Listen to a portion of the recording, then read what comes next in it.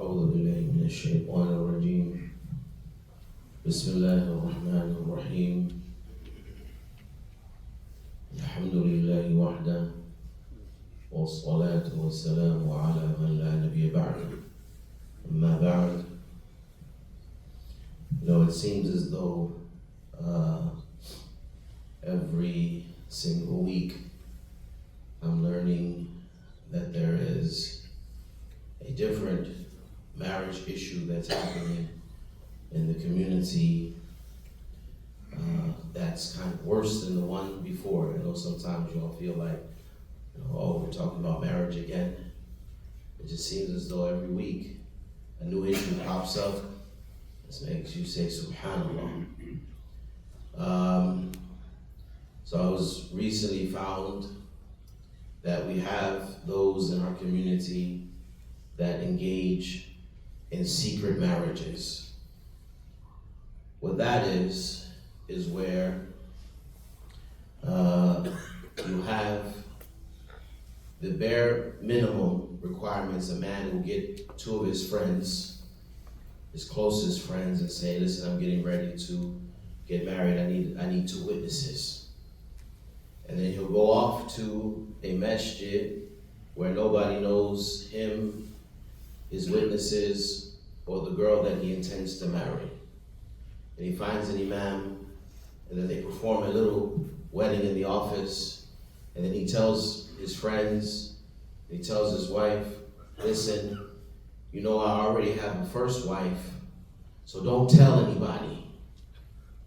No one can know about this. Right? We're married, but no one can know. My family can't know. My mom can't know. Your family can't know. Your brothers, your sisters, your mother, no one can know.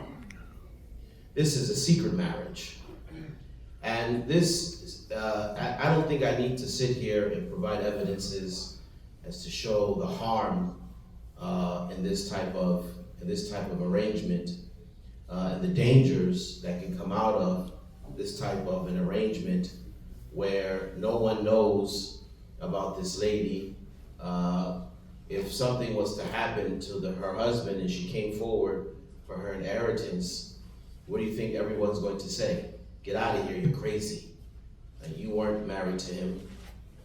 And so, this is impermissible, to get married to a woman and then tell her, you got to keep this a secret. Because marriage is not something that we keep secret. In Islam, obviously, we have Walima. Everyone knows about the Walima. One of the purposes of the Walima is to announce the Nikah. So if for example, I know you're married to, let's say you're married to Khadija. I don't know your wife, let's call her Khadija. And I see you and Khadija in the masjid all the time.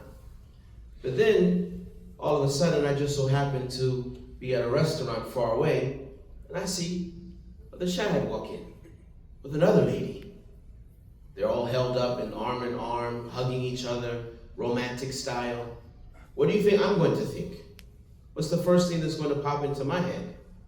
Right? That's not Brother Shahid's wife. A'udhu billah. Right? I'm human. I'm not saying that it's right. I'm saying I'm human. And most people would say, wouldn't even approach you, and maybe even accuse you. Why? Because people don't know. Because the walima, its purpose is to make i'lan, is to announce. So we don't keep these things a secret. If you want to get married, then man up. Be a man. Tell your wife, tell your family, I'm getting a second wife. This is your decision. If you're man enough to make the decision, be man enough to own it and be accountable to it. No one's going to sit here and say that it's haram. Allah already said that it's permissible in His book. So if you want to do that, you want to go down that road, I'm not advising you to do it. I'm not advising you not to do it. I'm saying, but if that's your choice, then own it. But to keep things a secret, then that's now oppressing. Just like the phone call I received, the situation I've been dealing with, the sister is, because it's a secret, it's oppressing her. It's oppressing her. She can't even complain because Her husband said that she has to keep it a secret or else it's going to destroy his first marriage. Well, maybe you should have thought about that before you decided to bring another person into this relationship. Because our Prophet ﷺ, when he made a marriage to another woman, it wasn't a secret. It wasn't a secret. But he dealt with whatever came with it.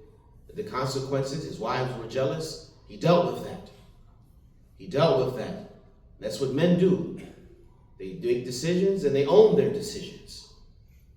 And so my advice to myself and my advice to all of us is we need to start holding one another accountable. We can't have friends who do these types of things and we just allow it. Say, oh, I'm minding my business. You're allowing the oppression of someone else. You're allowing for your sister in Islam, even if you don't know her, you're allowing her to be oppressed. And so we have to start speaking up about these things. We have to say something. We have to pull each other's coattails. So we see our brother doing something wrong, we pull their coattails. Say, Akhi, fear Allah. I'm not going to be a part of this. So my advice again to myself and to all of us is we have to fear Allah as it relates to our spouses, giving them the rights that Allah Ta'ala has given them, as we're all going to be held accountable in front of Allah, and Allah Ta'ala is going to ask us. May Allah subhanahu wa ta'ala help us. Ask Allah Ta'ala to guide us.